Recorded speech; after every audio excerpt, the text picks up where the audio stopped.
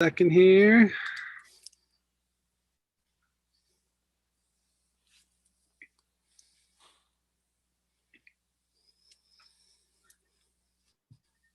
All right, I've been talking all wonderful. day. Kristi, well, thank you for joining me today. Pleasure to meet you. Thank you, What Grandma. Nice to meet you. Nice to meet you as well. So, which part of the country are you based? I am in Texas. I'm in Houston, Texas. Oh, So wonderful, down wonderful. south. Yeah. And I'm originally from Northern California, so just and I actually passed through Houston a couple days ago. So, Really? yeah, A couple of yeah, days ago. yeah. That's a little layover on United.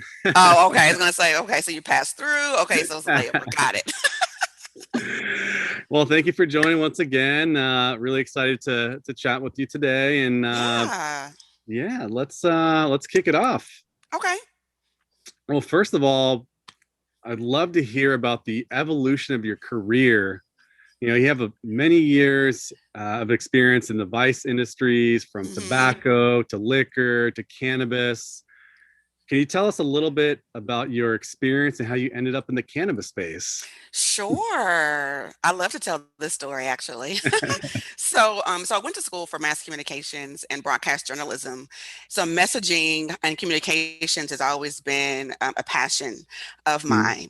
And so coming out of college, like everybody, I think that's gone to college, very few of us actually land in the industry that we went to yeah. school for, and I'm no different. And so I had an opportunity early in my career to do extra work as a brand ambassador for, in the liquor industry. And if you know anything about liquor, alcohol, and tobacco, it is that they have really cornered the market in terms of how they market diversity marketing and communications. So like Mm, when you think about the brands, like who drinks Crown Royal versus who drinks, Jack Daniels, they're different consumers. And so both the tobacco and the alcohol industries really working in those industries really gave me a unique opportunity to kind of stretch the way I think about targeting and communicating and marketing to different segments of the consumer base. mhm. And so, cannabis is very similar to that in that, in any highly regulated, formally prohibited industry, there are just nuances to doing work in those spaces. And I really appreciate the challenge.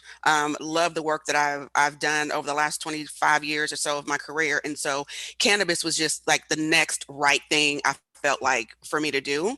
As the cannabis industry was gaining, momentum, and as it continues to gain momentum, it's a lot of players that come into the space. And so as a founder myself, I wanted to make sure that anything I did in the cannabis industry was going to actually add value, not Mhm. make more noise or not just be in the space for the sake of being in the space. I really wanted to make sure that I was being able to marry like all of my experiences, bring that to the industry, and help other businesses who are looking to increase their diversity and marketing efforts be successful. Wonderful. No, that's yeah, I don't have experience in those same industries, but I get the relevancy and Yeah. the challenges on these highly regulated industries, and all the hoops hmm that you have to jump through, all the limitations that you have as far as advertising, and hmm uh, the approach in the creative side of approaching campaign launches, and hmm working with social and paid media and all these different platforms. It's You have to jump through a lot more hurdles. Yeah, it's a lot of hurdles, and you really want to make sure that you're jumping through the right ones, right? Or else you are, wasting a lot of time and money and effort. And so I'm really excited to be talking to you today about, some of those things that I've seen work for my clients and that could easily work for anyone else who's interested in doing the same type of work. Well, wonderful. Well, on that point, how can businesses begin to rethink how they do business and shift to making more conscious effort to include people of color, first Mm. within their organization and second within marketing strategies? That's a good question. And I think that the operative word in that question was conscious effort. I think with anything else, if you are a marketer, you have a budget. Yeah. And from that marketing budget, you allocate dollars for those things that you prioritize, or those campaigns that you think are important for your brand. So it's really no different with diversity marketing. As a marketer, you're looking at your overall budget and what your goals are for the year to target diverse consumers, whether they're B2C or B2B, and then you allocate budgets and funds, to make sure that you do that. And that's a conscious effort, and that's on the brand side, like reaching out to your consumer.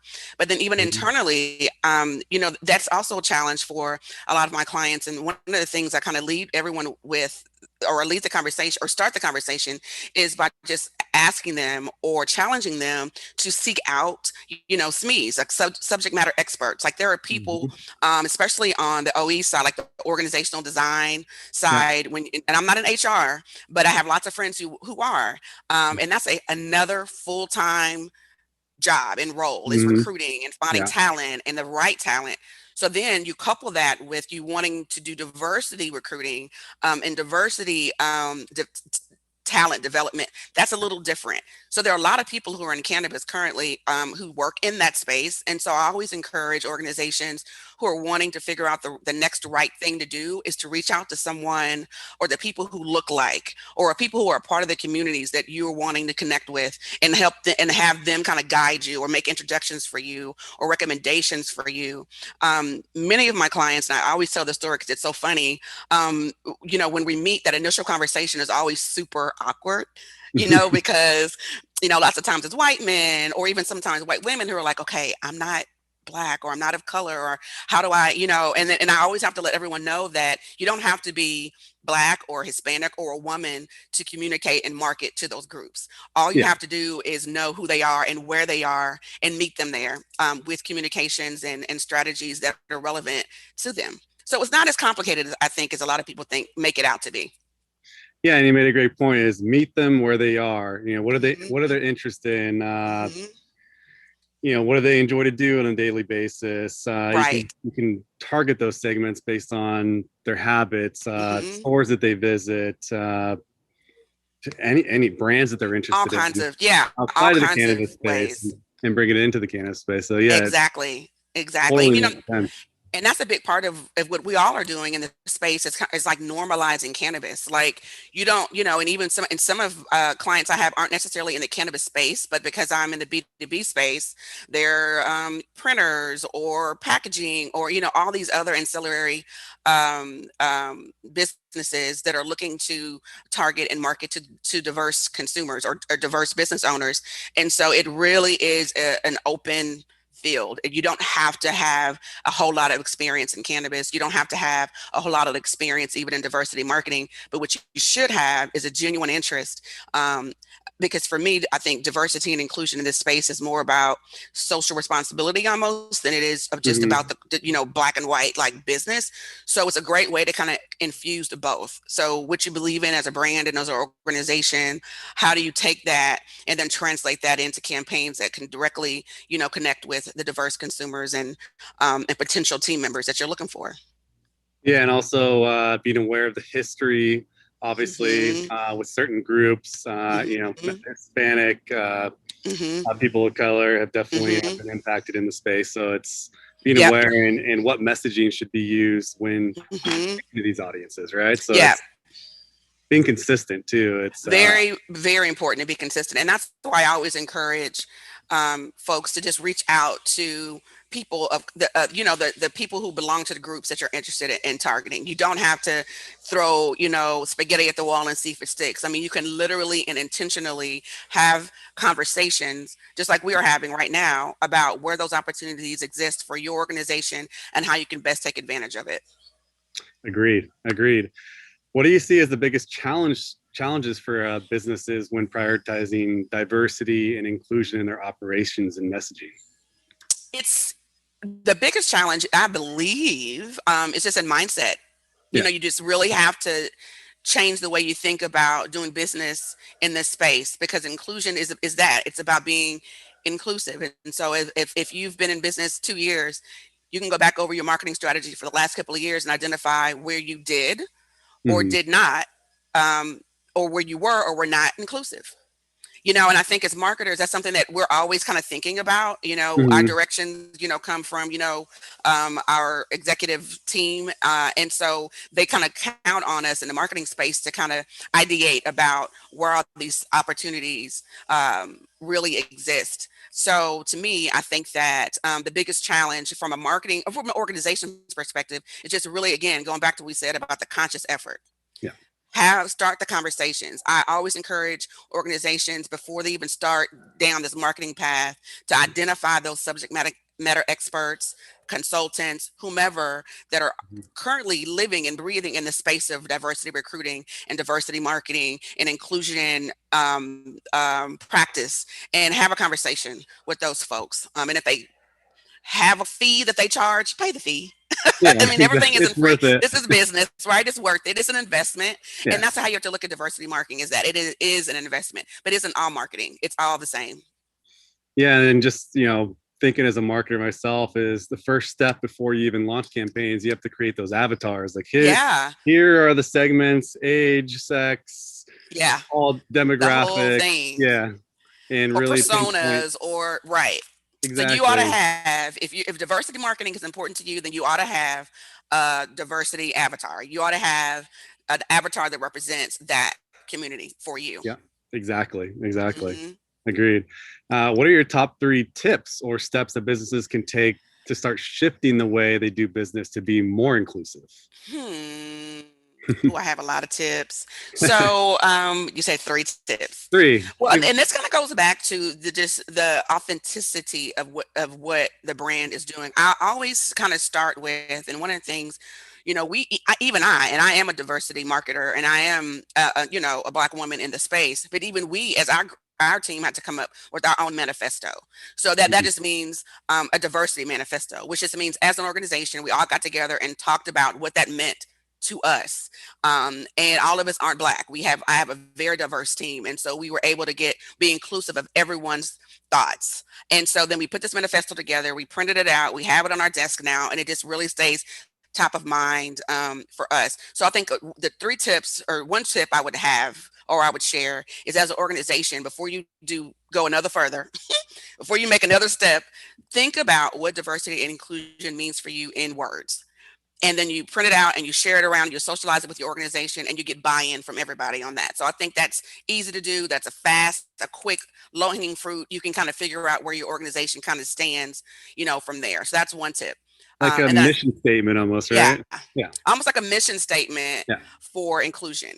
What are Okay. you willing to do? What are you willing, to give up or to give? Whatever those things are, those are things you can start right away, right now, just kind of listing out like what's important to you. Because then the second tip then would be to, from those goals, or from that mission statement that you create, and I'm going to keep going back to experts, identify the people who can help you achieve those goals. If you can't do it in-house, if one of your goals is, okay, we want to increase our organization or our team member diversity by 30%, that is a quantifiable Hmm. goal that Yeah. you can pass off to a diversity recruiter to say, here are the parameters of our organization. These are the roles that we feel consistently. Can you help me or my organization find people, diverse candidates to fill these positions? Right. So it's going back to meeting people where they are. Diversity recruiting is just as specialized as diversity marketing and communications. So it's always great to have an expert in that space. So that would be my second tip. Come up with your manifesto or your mission statement for diversity. Identify some professional support or help if you can't find it in-house to help Mhm. you implement some of those goals. And then the third thing would be to really show your work. If you are a brand that's committed to diversity and inclusion, then it should show, and not just during the 28 days of Black History Month. It should be a consistent year long. We talked about consistency, right? Yeah. All year long, there's an opportunity to talk to all of your personas and all of your avatars. As a marketer, it's just up to you to figure out the best ways to do that. So those are my 3 tips. And I think those are pretty easy. I wrote an article months ago, and it's on LinkedIn, and it talks about 7 tips for infusing your organization with diversity. So if you have a second, you can check out my LinkedIn page and click on the article, and it goes into more detail about my background and also some of these tips that we're talking about in more detail. Wonderful. No, this is all helpful. And you talked about the manifesto. How does a Mhm. business start the process for creating a diversity manifesto? Like, what processes, or what do the processes look like? Yeah, so it could be a number of ways. I think if you, and it depends on who's approaching it. And that's why I kind of talk about like C-suite and like Yeah. executives versus like marketing, because those are kind of Yep. two different groups, right? So I think from an organizational perspective, it's just basically sitting down as leaders and thinking about those quantifiable goals that you can set for your organization. So that by the time you do transfer these goals or this mission to marketing and communications and maybe even PR or social, like those teams that are going to really be responsible for putting that message out as an organization, you know that you have a succinct and really specific message for your consumer base, right? So Exactly. as an executive suite, it's just really about thinking about those quantifiable things that you can say. Like I said earlier, how much do you want to increase your talent pool with Yeah. diversity candidates, right? How many impressions or relationships do you want to develop in the diversity market? So that's events. Are you sponsoring events? Are you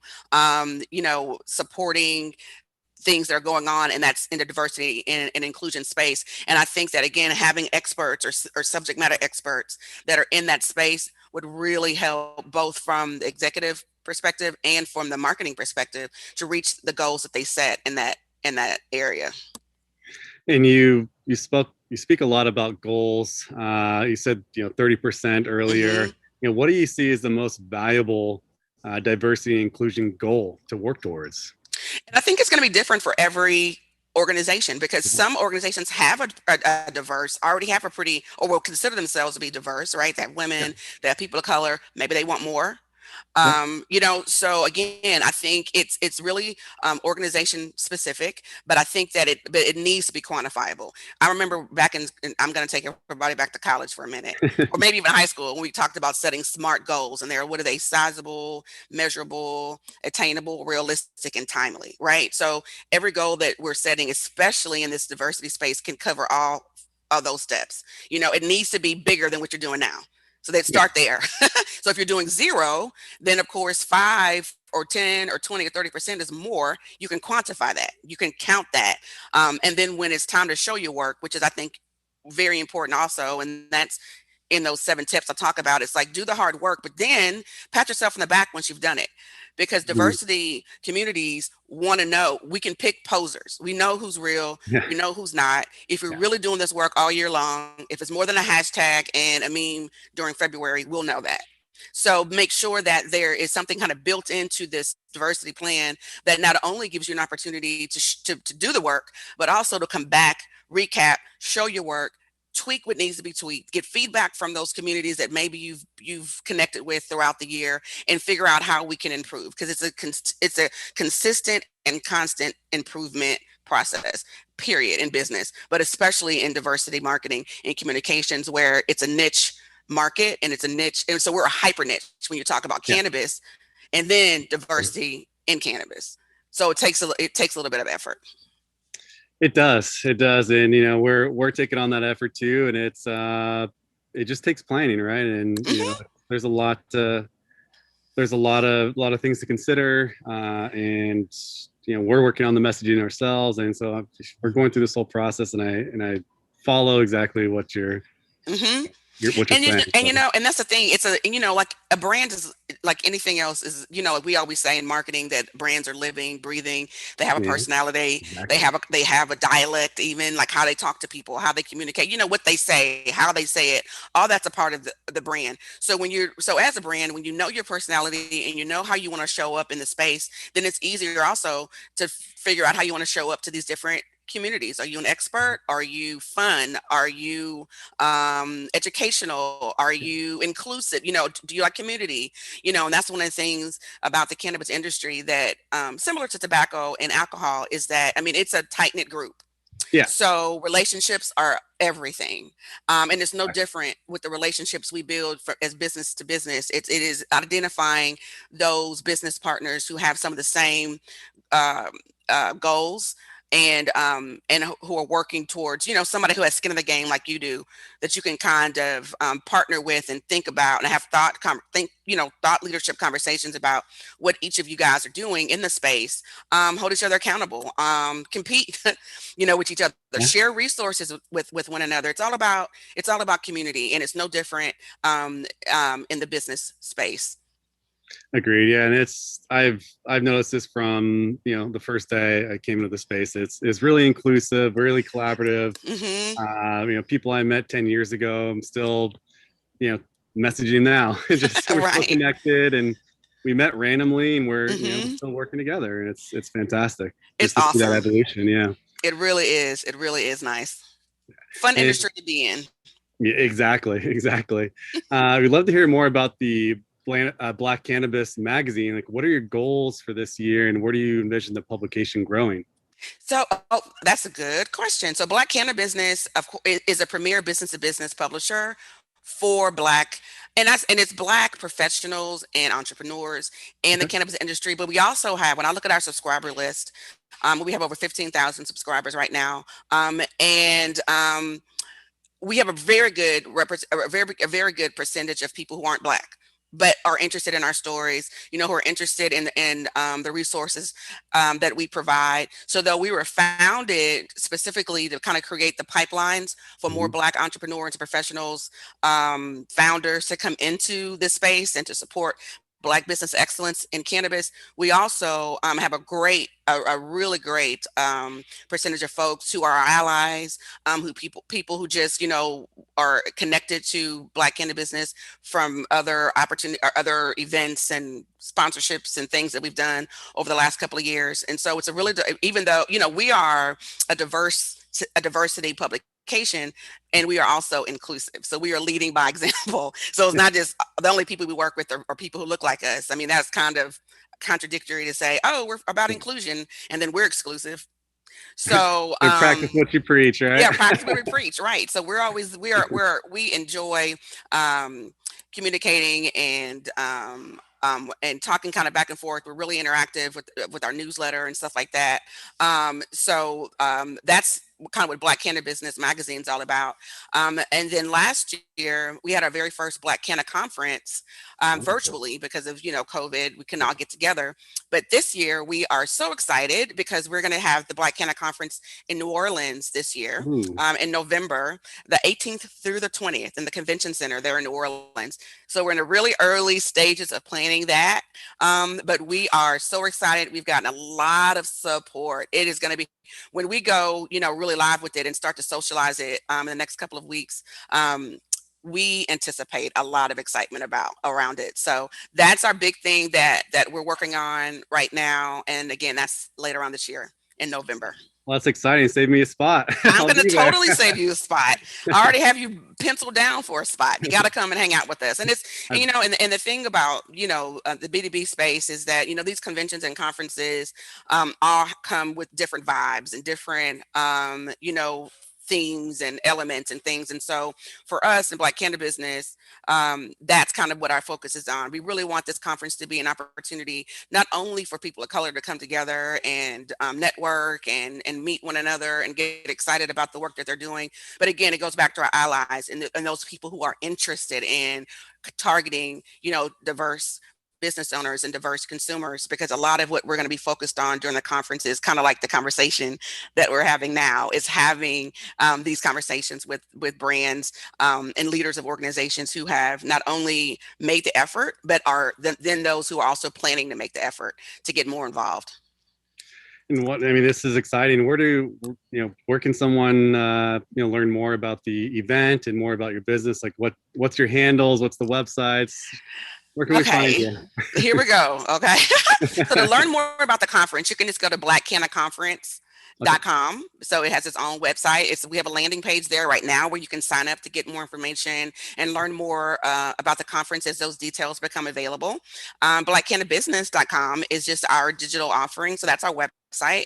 That's how we publish our articles and engage with our readership there. And then when you're on blackcannabusiness.com, you could subscribe to our newsletter. So we send out a weekly newsletter that kind of does two things. One, we're kind of introducing or talking about whatever our theme is for the month. Like any other publication, we have an editorial calendar. And so we're like May, for example, we're talking about cultivating your business and cultivation and that kind of thing. And so then we also have the Black Fridays podcast, which is it goes live. We're not live, but we publish our podcast every Friday, 2 p.m. Central. It's me kind of talking to Black founders and leaders and some of our allies in the industry. And we're just talking about the work that we're doing and the opportunities that exist for others to do the same. So it's really exciting. We have a lot of different opportunities and options to kind of get to know us as a brand and to get involved with us. And so the Black CannaBusiness brand, you can Google it, it'll pop up. All of our assets will likely pop up. Wonderful. Well, thank you for taking the time today. I mean, it was really valuable, and I learned a little bit on my side, and Good. we're making our push as well, and it's as you said, it's a community, so we're all working together to push forward. So absolutely. And thank you so much for having me and for reaching out. It's always exciting for me to share, these tips and to talk to more organizations who are truly interested in doing this work. Because once you make the commitment to do it and you start doing it, I think more organizations will wonder what took them so long. Because it's what are you waiting great for? Come space, on. right? Like, what are you doing? Like, come on, let's have fun. Let's all get together and do this thing. Yeah, for sure. Wonderful. Well, thanks again. Thank you. See you in New Orleans, I guess. Yes, you will. Thanks, Guillermo. Thank you. Cheers. Take care. Bye. Bye.